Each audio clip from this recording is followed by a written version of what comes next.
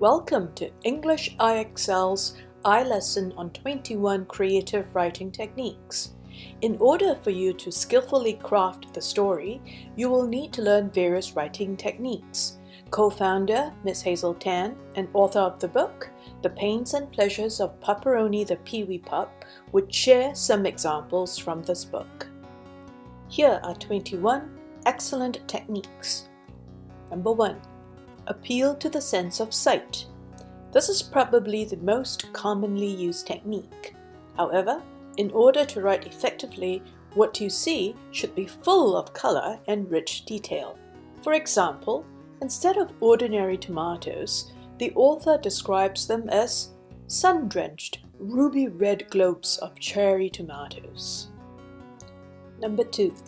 Appeal to sense of smell. Most people are repulsed by bad odors and attracted to delicious aromas. However, sometimes pleasant smells may also evoke a sad memory. What is powerful is the memory associated with that particular smell. Example: the sickly fragrance of lilies hung in the air. I covered my nose with my tear-stained handkerchief and walked away. Number 3. Appeal to the sense of taste. Students tend to over words like tasty, delicious, without showing how tasty or delicious it is. Note how the author says, Mike sucked the sun-kissed sweetness, and how on another occasion is described as picking his teeth clean. Number 4. Appeal to sense of hearing.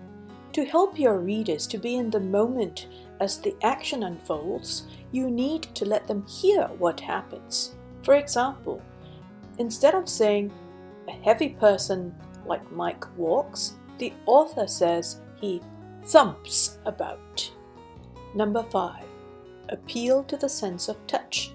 This technique should be used more because we are tactile beings and it helps us to feel what the characters are experiencing. Imagine how Pupperoni feels when Mildred strokes a soft puppy fuzz. Number 6. Describe an action scene. Exciting action always pulls the reader in. You could start your paragraph by describing vividly a gun battle between a robber and the police. Then you can go on to fill in the rest of the story. The reader will want to know who the robbers are and why there is a gun battle.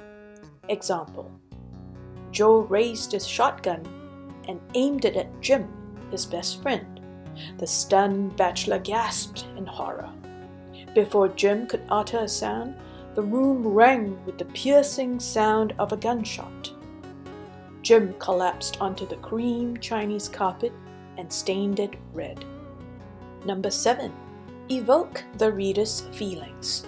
We are generally concerned about people who are in trouble. Some of us endeavor to do something to help. Start your story off by describing a little girl sobbing uncontrollably at a bus stop. Make the reader stop by to see what she can do to help the poor little thing. Example: it was Christmas Eve, and shoppers thronged the streets to make the last-minute purchases. At the bus stop outside Hyatt Hotel stood a frail-looking girl sobbing inconsolably. Mrs. Lee was disquieted by the scene and approached the little girl. Number 8. Present a question or ask rhetorical questions. A. Present a question. Puzzling questions or mysterious situations generally disturb people. You could pose a question or paint a puzzling picture. If you're writing a story in which you face overwhelming problems, you could pose a question. Would this madness never end? The reader will be keen to find out what happens next. B. Ask rhetorical questions. A rhetorical question is asked merely for effect with no answer expected. In other words, it is not a genuine question, but rather a statement disguised as a question. They are commonly used to direct, scold, or show irony. For example, if you tell your mother you cannot find something and she asks, "Are you blind?" She's clearly not asking you if you have lost your sight. She is really scolding you for not looking carefully and to try again. Number 9. Use a quotable quote. Say you're writing a story about a lazy boy who cheats on a test. You could start by quoting Confucius, "Learning without thought is labor lost. Thought without learning is perilous." This is a rather sophisticated statement, and the reader will be keen to find out your understanding of the quote. Number 10. Cast the hook. This is a device in writing that catches the attention and draws the reader in. In The Pains and Pleasures of Pupperoni the Pee-wee Pup, the first hook comes in the second paragraph of Chapter 1. In this paragraph, it shows how the weak little puppy is being bullied by his biggest siblings and then throws the hook of being the runt. It was only much later that I learned I was the runt of the litter. This technique pulls the reader into the story to learn about the future of this puppy. Number 11. Foreshadow an imminent problem. This technique hints at what complications will happen sometime in the future. It helps the effective reader get a clue of what to expect next. An example from the same book at the end of Chapter 4. Besides, my life depended on it. Hints that Pupperoni's life is threatened. Number 12. Flash back to the past. This allows the protagonist to tell the story by recalling past events. More specifically, it switches the reader to a different time period and relives the past. Number 13. Fast forward to the future. This is a similar technique, except that the time shifts fast forward to the future to the point that something interesting or significant to the story happens. Number 14. Use a different voice or point of view. In creative writing, there are basically 3 ways to relate an event. You can use the first-person technique, as in the story, where Pupperoni speaks for herself. You can also write from the second or third person's viewpoint. This means that a second person, say Hong, can tell the story about Pupperoni. Or you can tell the story from an observer's point of view. The writer does not have to appear in the story at all, but can choose to do so as the narrator. For example, the narrator's voice is quite clear in Chapter 7, where Mike's and Mildred's history and characters are described. The purpose of using the narrator's voice is to provide some information to the reader that may be hidden to the characters in the story. Number 15. Use alliteration.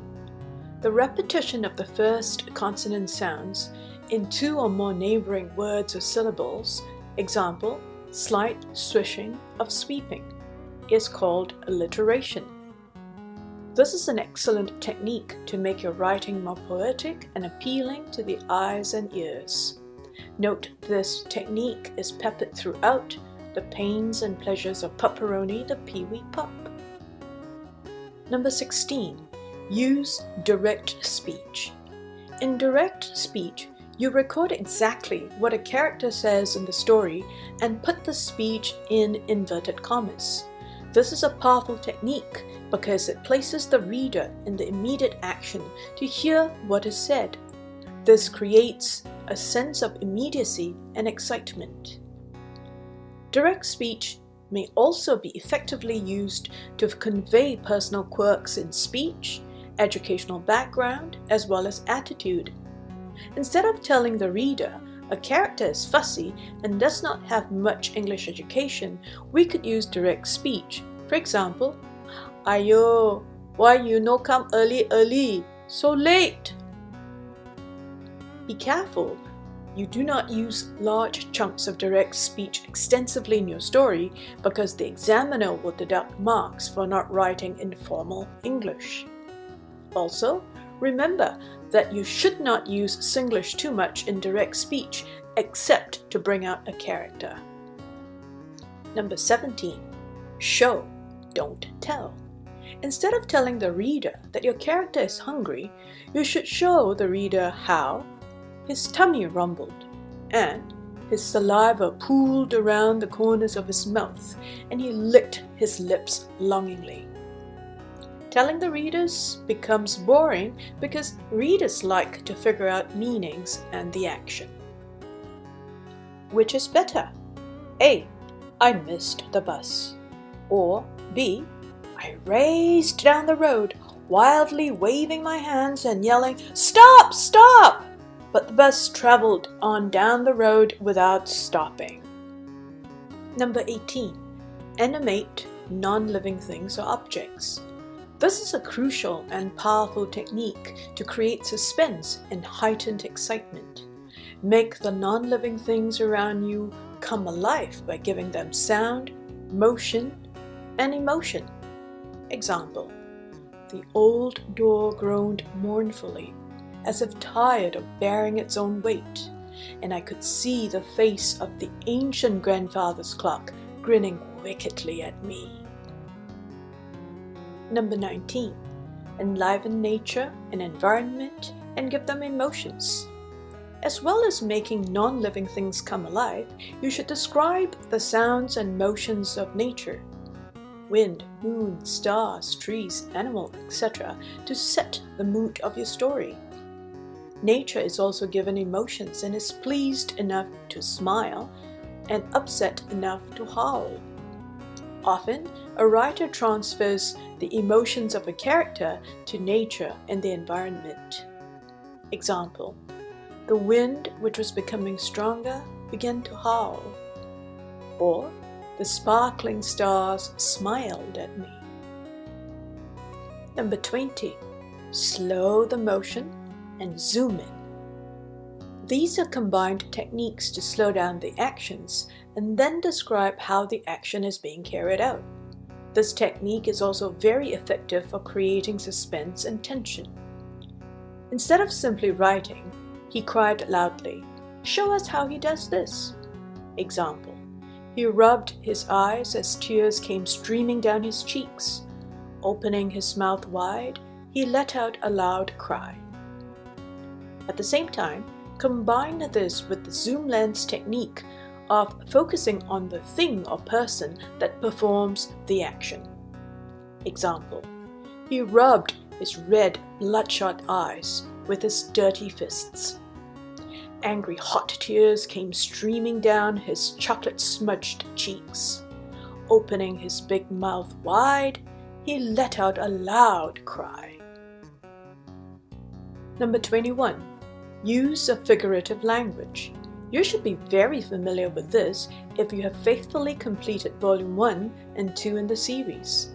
Figurative language refers to the various colorful expressions used to make the descriptions more interesting or the meaning of certain situations clearer. It is useful to note that the figurative language includes the following. Phrasal verbs are phrases which consist of a verb in combination with a preposition or adverb or both. This combination creates a different meaning when used together. For example, belted out means sang or spoke loudly. Idioms are groups of words in a fixed order that have a particular meaning that is different from the meaning of each word understood on its own. For example, to be a bull in a china shop means to often drop or break things because you move awkwardly or clumsily. Proverbs are short, memorable, and often highly condensed sayings which convey bold imagery or some commonplace fact of experience. For example, "Look before you leap" is a proverb used to warn a person to consider the dangers or disadvantages of doing a particular thing before rushing into doing it. Metaphors are expressions applied to objects or actions that they do not literally denote, in order to imply a resemblance or similarity.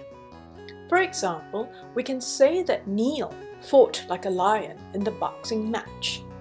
We mean to say that the way Neil fought was similar to the lion. He fought fiercely and bravely. In summary, this list of 21 techniques is by no means an exhaustive one. There are many other techniques to learn and use. However, if you commit yourself to understand, learn, and master these, you are well on your way to writing your first award-winning story one day. Thank you for watching, and please subscribe to our YouTube channel, like our Facebook page, and visit us at EnglishIExcel.com for more resources and register for a free trial. Goodbye.